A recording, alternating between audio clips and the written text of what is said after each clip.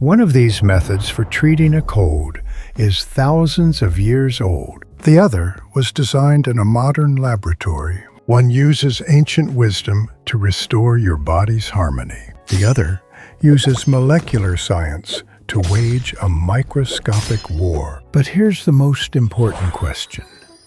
Which one is better? By the end of this video, you'll see your own body in a completely new light. Let's put them to the test. In one corner, a master of traditional Chinese medicine, Master Li. He sees healing as a way to rebalance your body's natural energy. In the other, Dr. Anya Sharma, a board-certified physician. She sees healing as identifying and destroying a specific enemy. A sage versus a scientist.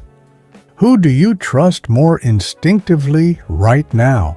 Let's see if you feel the same way in 10 minutes. This isn't just about tea versus pills. It's a battle between two philosophies of what it means to be sick. To understand how they treat a cold, we first have to ask, what is a cold? To Dr. Sharma, the answer is straightforward. It's an infection caused by one of over 200 different viruses. Think about that. Over 500 different enemies. Your body can't build a fortress against every single one. She says when a virus gets in, it hijacks your cells to make millions of copies.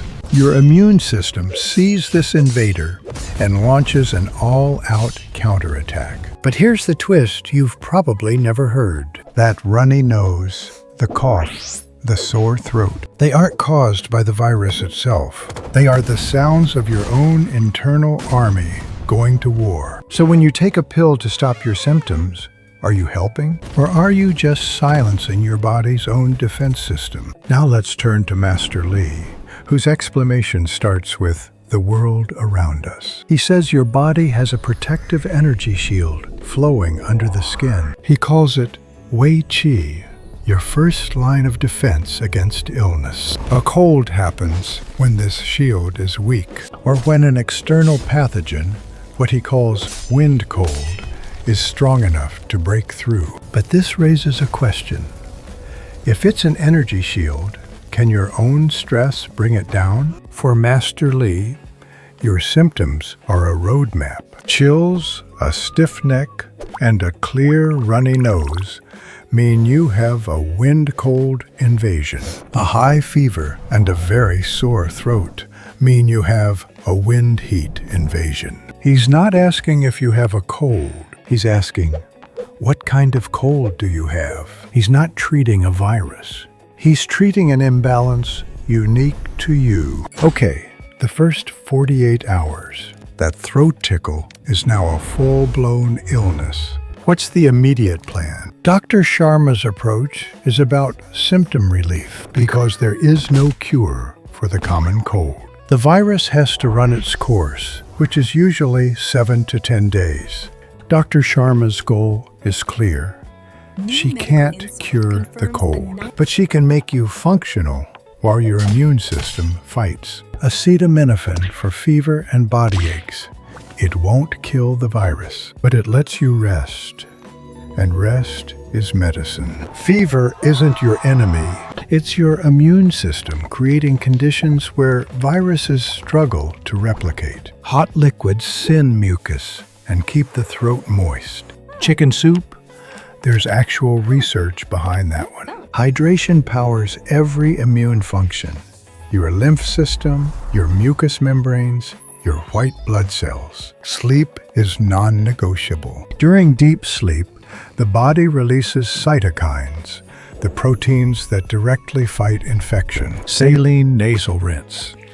Plain salt water flushes out viral particles and reduces congestion without any medication. Short-term decongestant for the first 3 days only. After that, rebound congestion makes things worse. The number one question Dr. Sharma gets, can I have antibiotics? The answer is no. Antibiotics kill bacteria.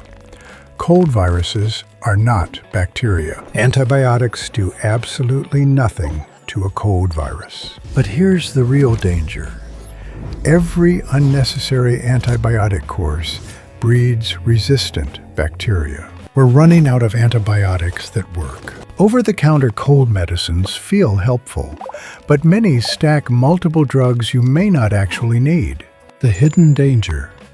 Many combination cold medicines already contain acetaminophen. Take both, and you're doubling the dose without realizing it. Master Li nods at rest and fluids. The body always needs support, he says. But then he makes his key distinction. Dr. Sharma treats the virus. He treats the person who has the virus. Wind cold pattern.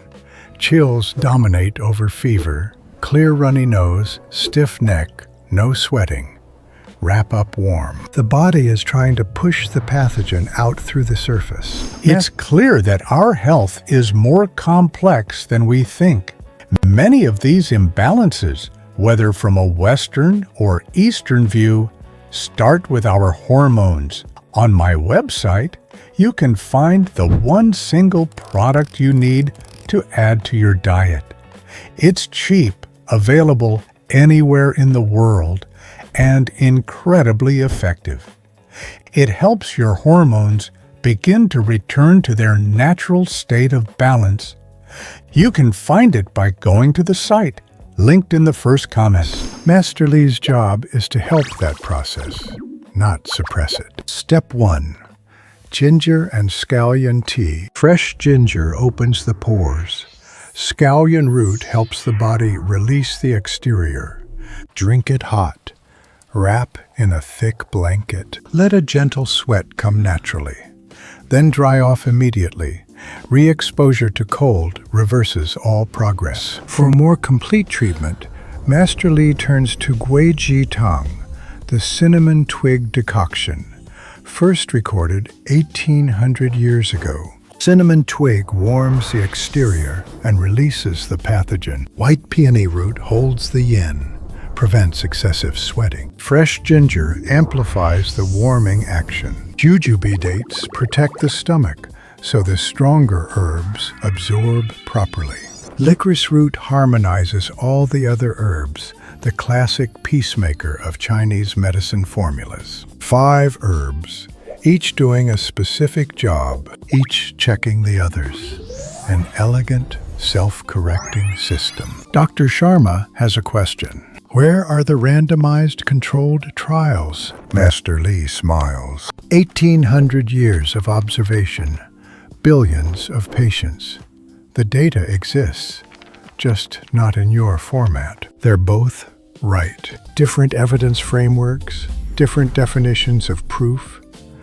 This tension isn't resolving soon. Now, wind heat pattern. Fever stronger than chills. Sore throat. Yellow mucus.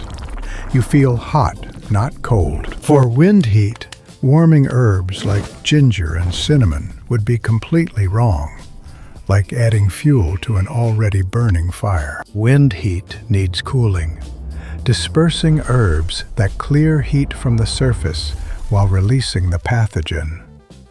Chrysanthemum flower and peppermint, light and aromatic. Open the lung, clear the head, bring real relief. Honeysuckle flower, Jin Yin Hua, clears heat and toxin. One of the most researched herbs in all of Chinese medicine. Forsythia fruit, Lian Chow, works alongside honeysuckle, breaking up heat accumulations in the chest and throat. Mulberry leaf, Sang Yi, gently cools lung heat without drying the delicate tissue that lines the airways. Together, Sang Ju Yin, mulberry leaf, and chrysanthemum drink for mild to moderate wind heat in early stages. If fever is high and throat severely inflamed, Yin Chow San, a stronger formula for intense wind heat. The pattern determines the formula, not the disease name. 2 people with a cold may need completely opposite treatments. This is why Master Li never just asks, "What are your symptoms?" He asks when they appear, What makes them better or worse? Personalized medicine.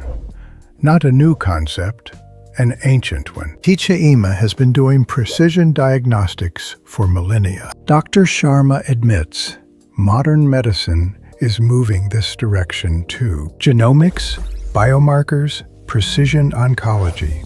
The vocabulary is different. The underlying logic, that treatment must match the individual, is the same. Day 3. The turning point. Most colds either begin to resolve or complications start to signal themselves. Dr. Sharma. If fever has been above 103 degrees Fahrenheit for 3 or more days straight, that's not a cold anymore. Get evaluated.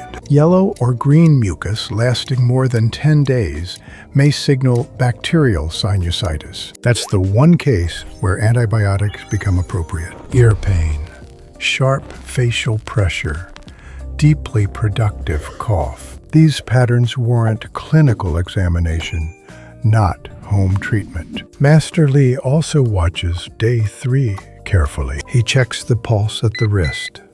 Is it floating, or has it gone deeper? A floating pulse means the pathogen is still on the surface. Good news, the body hasn't let it go deeper. If that floating pulse is gone by day 3, the pathogen is retreating. The formula worked. But if the pulse has sunk deeper and feels tight, the cold has moved inward. A stronger response is needed. This is the concept of Zheng, correct treatment for the correct pattern at the correct stage. Dr. Sharma is doing the same assessment. She just calls it monitoring for clinical deterioration. Different instruments, different language. But both doctors are watching the same patient at the same turning point. Here's the deepest common ground. Rest is universal medicine. Every living thing heals faster when it stops fighting and starts restoring. Nutrition, too. Both approaches agree. A warm, easily digested meal does more for recovery than most supplements. And stress. Cortisol, the stress hormone, directly suppresses immune function. Worry and rushing make colds longer. Master Li describes Guijitang as a team of specialists. Each herb has a role. None works alone. The formula only works as a whole. Now, prevention. Because the best cold is the one that never starts. Dr. Sharma starts with hand hygiene, 20 seconds of scrubbing. The single most evidence-backed intervention for respiratory illness. Annual flu vaccine won't stop every cold, but it reduces the overall burden on your immune system during peak season. Zinc lozenges within the first 24 hours of symptoms. Some evidence they reduce cold duration by a day or 2. Vitamin C, popular. The research is modest, mostly helpful if you're already deficient or under extreme stress. Master Li's strategy is more like cultivating a resilient garden. The goal is to build strong Wei Qi, that protective shield. You do this by living in harmony with the seasons, but he adds another layer. He says we must manage our emotions. In his tradition, unresolved sadness can weaken the lungs, which control your energy shields. Wei Qi is built through food. Warming foods for the spleen. Cooked grains, root vegetables, ginger, light broth. Raw, cold food weakens spleen qi over time. Ice drinks in winter?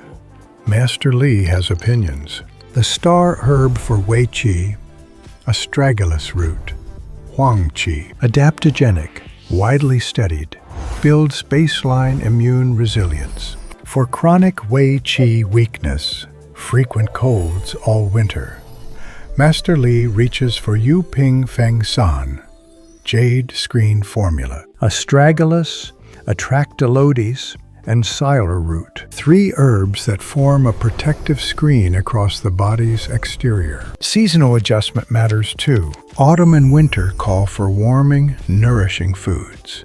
The body is preparing for cold months. Sleep regularity builds Wei Qi. Going to bed at inconsistent times depletes it.